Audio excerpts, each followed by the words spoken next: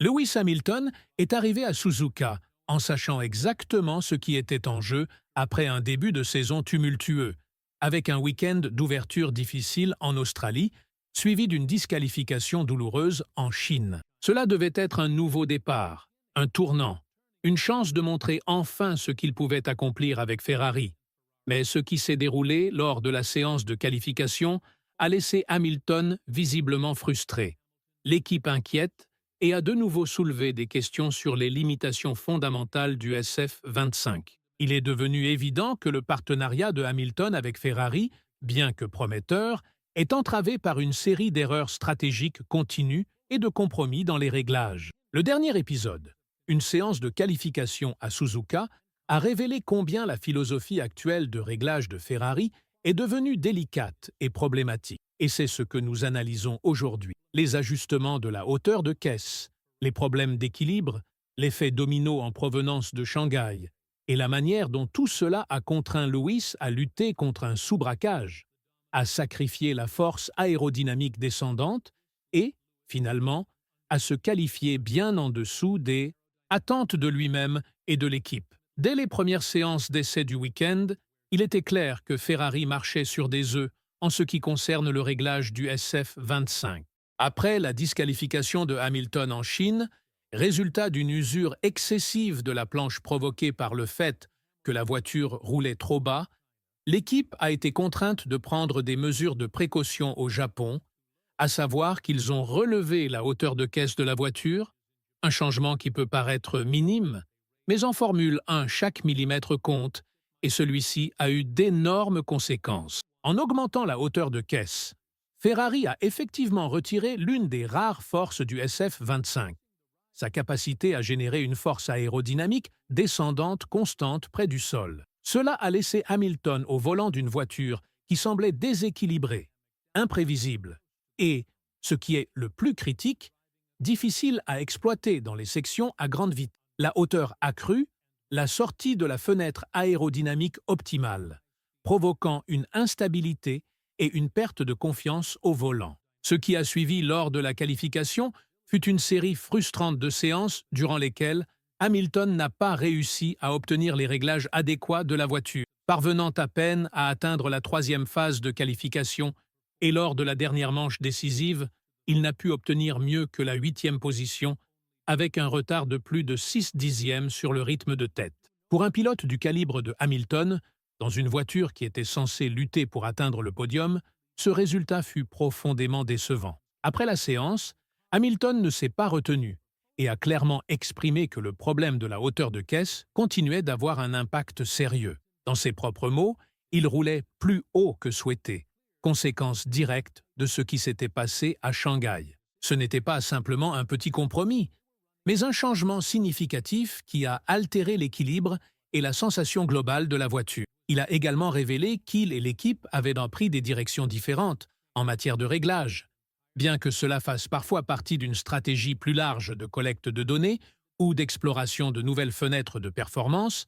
Dans ce cas, cela s'est retourné contre eux. Hamilton a signalé un sous-braquage considérable tout au long de la séance, une condition qui rend la voiture lente à tourner dans les virages et prive le pilote de confiance lors de changements rapides de direction, et à Suzuka, un circuit caractérisé par des virages rapides, cela est fatal. Pour aggraver le défi, la fenêtre de réglage du SF25 est extrêmement étroite. Selon plusieurs informateurs, la voiture actuelle de Ferrari est extrêmement sensible au changement de hauteur de caisse. Il ne s'agit pas simplement d'être trop bas ou trop haut, mais que la voiture ne fonctionne de manière optimale que dans une plage très restreinte. Il suffit de s'en écarter légèrement pour que la performance chute de manière spectaculaire. C'est exactement ce qui s'est passé ici. Hamilton, toujours le professionnel, a néanmoins assumé une partie de la responsabilité en admettant qu'il n'avait pas réalisé de tour exceptionnel lors de la troisième phase de qualification et que la 8e position n'était pas acceptable.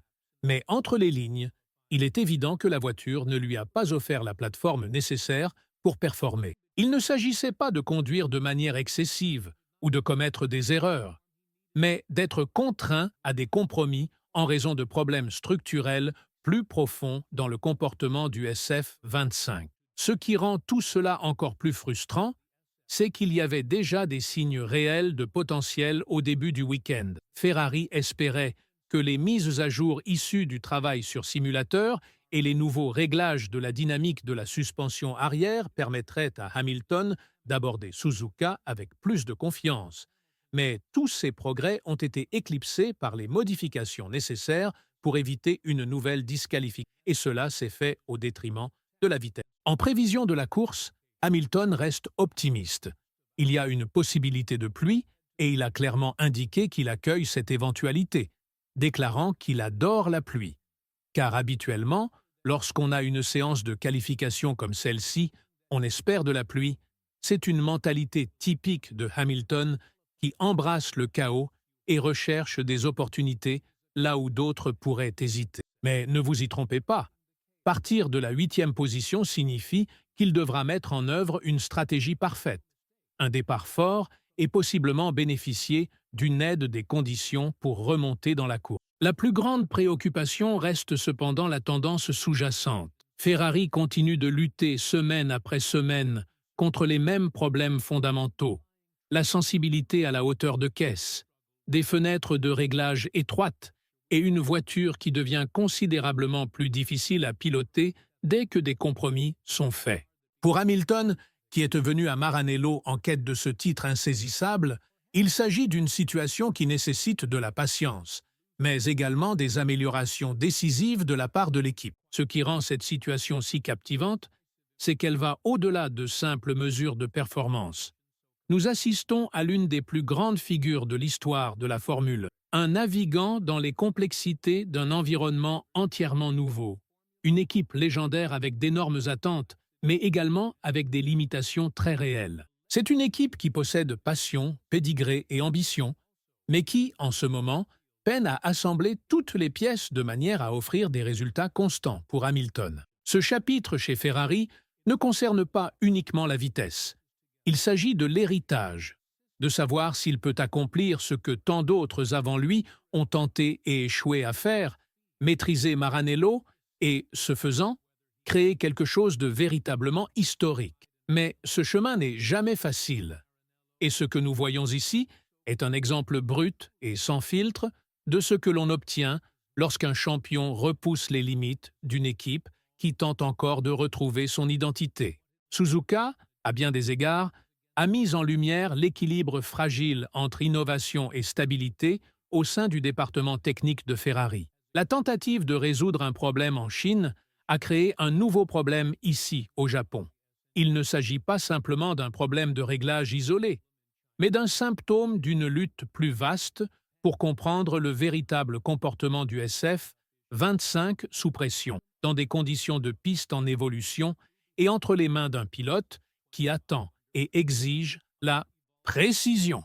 Mais il y a un autre aspect de cette histoire qui est tout aussi important. L'attitude que Hamilton adopte face à ces défis mérite d'être soulignée, car à aucun moment il n'a imputé l'entière responsabilité à l'équipe, ni eu recours à des explosions émotionnelles ou à des critiques publiques. Au contraire, il a analysé, ajusté et constamment poussé pour obtenir de la clarté, posant les questions difficiles sans jamais perdre de vue le focus ou la motivation de l'équipe. Un leadership qui peut ne pas faire la une des journaux, mais qui fera la différence si Ferrari veut évoluer en véritable prétendant au championnat. Et n'oublions pas le contexte plus large. Il ne s'agit que du 4e Grand Prix de la saison. Un long chemin reste à parcourir. Les cycles de développement sont toujours en cours. De grandes améliorations sont à l'horizon et la stratégie en matière de météo, de conditions de piste et de synergie entre les pilotes peut réécrire le scénario un dimanche donné. Si Ferrari parvient à stabiliser ses problèmes de réglage, s'il trouve un moyen de libérer une force aérodynamique, descendante constante, sans compromettre la fiabilité, et si Hamilton continue de les pousser de l'intérieur, nous pourrions regarder en arrière sur des week-ends comme celui-ci comme les douleurs de croissance nécessaires à la construction de quelque chose de plus solide. Mais, et c'est crucial, le temps n'est pas illimité la concurrence est plus intense que jamais, Red Bull est implacable, McLaren se rapproche, et même les équipes du peloton intermédiaire sont capables de bouleverser l'ordre le jour opportun. Si Ferrari et Hamilton veulent être plus qu'une simple hypothèse, les solutions doivent venir rapidement, de manière décisive, et sans sacrifier davantage la performance au nom de la prudence. Ainsi, lorsque les feux s'éteindront dimanche, le véritable test commencera, non seulement en termes de rythme, mais aussi de résilience. Hamilton pourra-t-il transformer l'adversité en opportunité? Ferrari pourra-t-elle prouver qu'elle a tiré des leçons de ses erreurs passées? Et ce partenariat pourra-t-il tenir la promesse qui avait suscité une onde de choc dans le paddock lors de sa première annonce? Nous observerons chaque tour, chaque arrêt au stand et chaque communication radio, car il ne s'agit pas seulement d'une histoire sur les positions de qualification ou les prévisions météorologiques. Il s'agit d'ambition, de rédemption et d'un champion, ainsi que d'une équipe tentant ensemble d'écrire le prochain grand chapitre de leur héritage respectif. Maintenant, c'est à vous. Rendez-vous dans les commentaires et dites-nous ce que vous en pensez. Qu'est-ce qui freine le plus Ferrari? Est-ce la stratégie de la hauteur de caisse, l'instabilité aérodynamique, ou y a-t-il quelque chose de plus profond dans la structure de l'équipe? Et pensez-vous que Hamilton a encore ce qu'il faut pour mener ce projet jusqu'au sommet? Et si vous avez apprécié notre analyse claire et approfondie du drame humain, du chaos technique et de l'éclat des courses, font de la Formule 1 le sport le plus captivant au monde, faites-nous la faveur de liker, de vous abonner à la chaîne et d'activer toutes les notifications.